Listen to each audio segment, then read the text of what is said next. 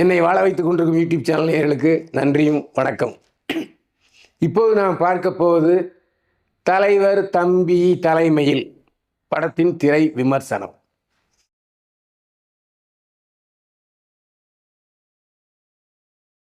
தலைவர் தம்பி தலைமையில் படத்தில் ஜீவா, பிரார்த்தனா, தம்பி ராமையா மற்றும் பலர் நடித்திருக்கிறார்கள். கல கல கல கலன்னு ஒரு கிராமத்து குடும்ப கதை.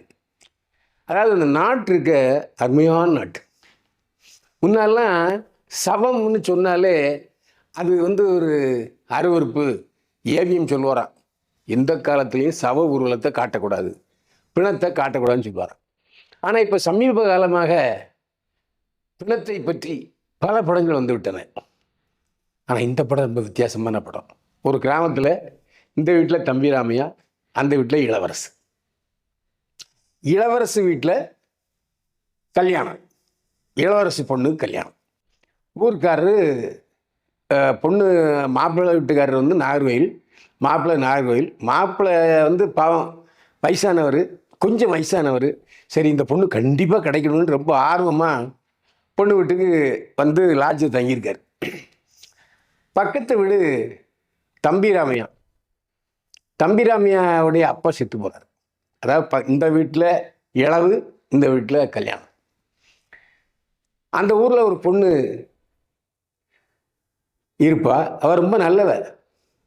ஆனால் அவளை கள்ளக்காதல் கள்ளக்காதல் கள்ளக்காதல்னு சொல்லி இளவரசு அந்த பொண்ணை அசிங்கப்படுத்தி அறிமுகப்படுத்தி அவள் தண்ணி டேங்கில் இருந்து குதித்து செத்து போயிடுவாள்.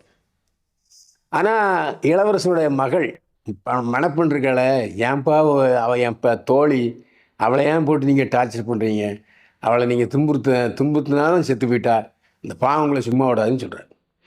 இந்த சூழ்நிலையில் ஒரே நேரத்தில் காலையில் 10:30 மணிக்கு இங்கே கல்யாணம் நடக்கணும், அங்கே சாவு எடுக்கணும்ன்ட்டு இது. ஆனால் பக்கத்து வீட்டில் கல்யாணத்தை வச்சுக்கிட்டு எப்படி சாவு எடுப்பாங்க? யாராவது ஒருத்தர் விட்டு கொடுத்து போகணும் இல்லையா? இவரும் அருவாளை தூக்குறாரு, அவரும் அருவாளை தூக்குறாரு. இதுக்கு இடையில் இந்த டார்ச்சர் தாழாமல் மணப்பெண் கிட்ட ஒருத்தர் முன்னாள் காலம் வரான். அந்த கிராமத்தில் அவளை கல்யாணம் பண்ணுறேன்னு அவனும் ஆசைப்பட்டுக்கிட்டு இருக்கான். நான் இப்போ உனக்கு எப்படியும் சிக்கலில் இதை கல்யாணம் நடக்காது, நம்ம ஓடி போய் கல்யாணம் பண்ணிக்கோம் வா, இன்னும் தாலி எடுத்துகிட்டு வரான். அவனை பரதேசி நாய, இந்த சூழ்நிலையிலேயே என்ன கல்யாணம் பண்ணிக்கன்னு சொல்லி அருவாளை எடுத்து விரட்டுறா புதுப்பெண். இதை மாடியிலேருந்து தண்ணி அடிச்சுன்னு ஒருத்தன் பார்க்குறான். உடனே ஊரில் பொண்ணு ஓட்டிட்டாங்கிறாங்க. மறுபடியும் பயங்கர சண்டை. அந்த ஊரில் பஞ்சாயத்து உறுப்பினர் ஜீவா ரொம்ப நல்ல பையன். அந்த ஊருக்கு வராது. அந்த ஊரில் தண்ணி தொட்டி பழுதடைஞ்சிருக்கு, தண்ணி தொட்டியை திறந்து வைக்கணும், ரிப்பேர் பண்ணணும்னு வராது. ஒரு சமூக சேவகர். அந்த சமூக சேவகர் இந்த 2 குடும்பத்துக்கு இடையிலையும் எவ்வளவோ சமாதானப்படுத்தணும் முடிகிறார். அந்த கிராமத்தில் உள்ள கிறுக்கு பையில 2 பேர் மூட்டி விட்டுட்டே இருக்கான். இங்கேயும் மூட்டுறான், அங்கேயும் மூட்டுறான். இந்த சிலரை இப்போ பார்த்தீங்கன்னா 2 பேர் சண்டை போட்டேன்னா, சண்டை போடுறானா ஐயா அப்படின்னு சில கிறுக்குகள் சந்தோஷப்படல, சேடிஸ்ட் என்று நாம் அது இங்கிலீஷில் சொல்லணும். அந்த மாதிரி இந்த கிராமத்தில் 2 பேர் இருக்காங்க. படம் விறுவிறுப்பாகவும் பரபரப்பாகவும் போகுது. அதாவது காமெடின்னு ரெட்டையர்த்த வசனம், செட்டப் வசனம், கதைக்கு சம்பந்தம் இல்லாத காமெடிலாம் இல்லை. ரொம்ப இயல்பான காமெடி இருக்குது, கொல்லுன்னு சிரிக்க வைக்குது. ஒரு படம் எப்படி இருக்கணும்? ஒரு 100 ரூபா கொடுத்தோம்னா நம்மளை குறைஞ்சபட்சம் ஒரு 150 ரூபாய்க்கு சந்தோஷப்படுத்தணும். ஏன்னா வெளியில் நிறைய கவலைகளை வச்சுக்கிட்டு உள்ளே வர்றோம், எப்படியாவது மீட்டுறணும், நம்ம கவலைகளை துவைச்சோம்னு வர்றோம். ஆனால் இங்கேயும் உட்காந்து பேய் மாதிரி ஆடிக்கிட்டு இருந்தால் எப்படி இருக்கும்? அது அல்ல. இந்த பொங்கலுக்கு வாத்தியார், அப்புறம் சிவகார்த்தியன் படம் பராசக்தி, இந்த தலைவர் தம்பி தலைமையில் 3 படம் வந்திருக்கு. 3 வெவ்வேறு கோணத்தில் கதைகள் போகுது. ஆனால் இந்த படம் முற்றிலும் வித்தியாசமான காமெடி படம். குடும்பத்தோடு போனால் குழந்தைகள் சிரிக்கும், சித்தப்பா பெரியப்பா மாமை மச்சான் எல்லாரும் சிரிப்பாங்க, பொண்டாட்டி சிரிப்பா. ஒரு பொங்கலுக்கு ஒரு குதூகலமாக வெளிக்கவலைகளை மறந்து தியேட்டரில் போய் சிரிச்சுட்டு வர்றதுக்கு உகந்த படம் தலைவர் தம்பி தலைமையில். ஜீவா ரொம்ப நாளாக அவருக்கு படங்கள் சரியாக அமையலை. அவர் நல்ல நடிகர். சூப்பர் குட் ஃபிலிம் சௌத்ரி யார்? இன்னைக்கு தமிழ்நாட்டில் அதிகமான புதுமுக இயக்குநர்களை அறிமுகப்படுத்தின பெருமை சூப்பர் குட் ஃபிலிம்ஸ் ஆர்வி சௌத்ரியை தான் சேரும். Super Good Films RV Chowdhury 2 மகனுங்க. ஒன்று ஜீவா, இன்னொருத்தர். 2 பேருமே கதையை அடித்தாங்க. அதில் இளையவரோட மூத்தவர் ஜீவா கொஞ்சம் அழகாக இருப்பார், பக்கத்து வீட்டு பையன் மாதிரி இருப்பார். ஆனால் அவருக்கு நல்ல வெற்றி படம் அமையலை. இந்த படம் கண்டிப்பாக அவர் கை கொடுக்கும். மீண்டும் ஜீவா இந்த படத்தில் இருந்து ஒரு வெற்றி பட கதாநாயகனாக வருவார். அவர் நம்பி பாத்திரங்களை கொடுக்கலாம். புதிய இயக்குநரிடம் நல்ல கதைகளை தேர்ந்தெடுத்து ஜீவா நடிப்பாரே. ஆனால் ஜீவா ஜீவனுள்ள தமிழ் கதாநாயகனாக வலம் வருவார். அதில் எந்த சந்தேகமுமே இல்லை. இதில் கதாநாயகியாக நடிப்பவர் புதுமுகம், இருந்தாலும் நல்லா நடிச்சிருக்குது.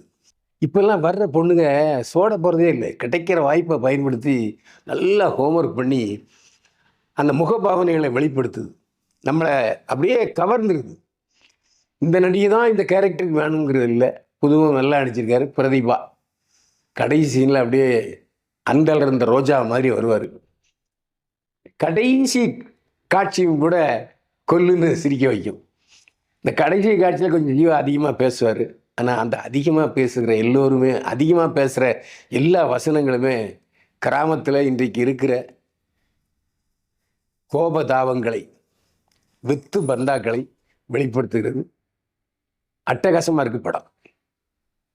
தியேட்டரில் போய் கண்டிப்பாக பார்த்து சந்தோஷப்பட வேண்டிய படம் தலைவர் தம்பி தலைமையில். இந்த படத்தில் தம்பி ராமையா, எப்போவுமே தம்பி ராமையா 100 ரூபா சம்பளம் கொடுத்தா 500 ரூபாய்க்கு நடிப்பார். ஐயோ, காட்டுத்தனமாக கத்துறாரு, கயாமையாக நடிக்கிறாரு. அது ஒரு மிகைப்படுத்தப்பட்ட நடிப்பாக தெரிகிறது. தம்பி ராமையா நீங்கள் கும்கி படம் பார்த்தீங்கன்னா ரொம்ப ஒரு மெலோடியாக நடிச்சுப்பார். அந்த இதுலேருந்து விலகி இப்போல்லாம் அவர் ஒரு படத்தில் கதை நடித்தார். தெரியாமல் கதை நடித்தவொடனே டான்ஸ் இதெல்லாம் ஆடினவுடனே இப்போ மிகைப்படுத்தப்பட்ட நடிப்பு தான் நடிப்புன்னு நினைக்கிறாரு. ஆனால் அவருக்கு எதிரியாக வருகிற இளவரசு பின்னி படம் எடுத்திருக்காரு. உண்மையிலே கிராமத்தில் உள்ளவனுக்கு எப்படி கோபம் வரும்? இயல்பான கோபம். இந்த பக்கம் ஓவர் ஆக்ஷன் தம்பி ராமையா, அந்த பக்கம் இயல்பான நடிப்பு இளவரசு. தம்பி ராமையாவும் இளவரசும் நமக்கு அறிமுகமான நடிகர்கள். ஆனால் இந்த படத்தை தம்பி ராமையாவை ஓரங்கட்டி விட்டு இளவரசு நடிப்பில் நிமிர்ந்து நிற்கிறார். அந்த நடிப்பு வித்தியாசமாக இருக்குது. அதுக்கப்புறம் அப்படியே அவர் ரியலைஸ் பண்ணுற கட்டம், நாம் தப்பு பண்ணிட்டோமோ அப்படின்னு ரியலைஸ் பண்ணுற கட்டம். அந்த பொண்ணு இந்த ஊரை விட்டு நான் போகிறேன்னு சொல்லி கடைசியாக அந்த வீட்டை திரும்பி பார்க்குறது, அப்பா கிட்ட சொல்லாமே போகிறது எல்லாம் ஒரு மிகச்சிறந்த ஒரு நல்ல இயக்குனர். இந்த படத்தினுடைய இயக்குனர் புதிய இயக்குனர்னு கேள்விப்பட்டேன். பிரமாதமான இயக்குனர். இது ஏற்கனவே மலையாளத்தில் வந்திருக்குன்னு சொன்னாங்க. ஆனால் மிக அருமையாக இருக்கிறது இந்த தமிழ் படம். தலைவர் தம்பி தலைமையில். நான் ஏற்கனவே சொன்ன மாதிரி குடும்பத்தோடு போங்க, சந்தோஷத்தோடு திரும்புவீங்க. அதுக்கு நான் கேரண்டி.